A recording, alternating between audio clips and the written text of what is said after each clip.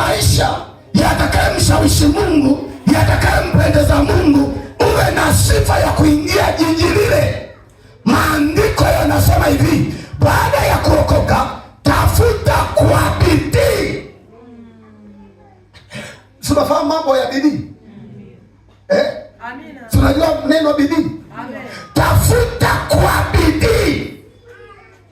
Yaani hiyo ni kazi yako wewe, ni kazi yangu mimi, ni kazi ya kila aliyeokoka, awe ni baba, awe ni mama, awe ni kijana wa kike au wa kiume au mtoto.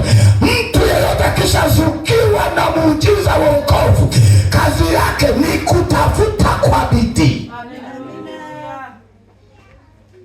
Anasema hivi, tafuteni kwa bidii. Sawa? Nini?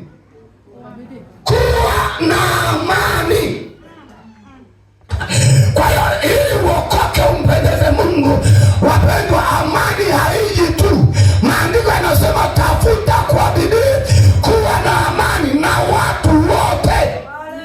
Kwa nini? Kwa sababu moja, usipotafuta bidii kuwa na amani na watu, hutamwabudu Mungu katika roho na kweli. Nasema tena, usipoamua kumtafuta Mungu kwa bidii, wewe binafsi uwe na amani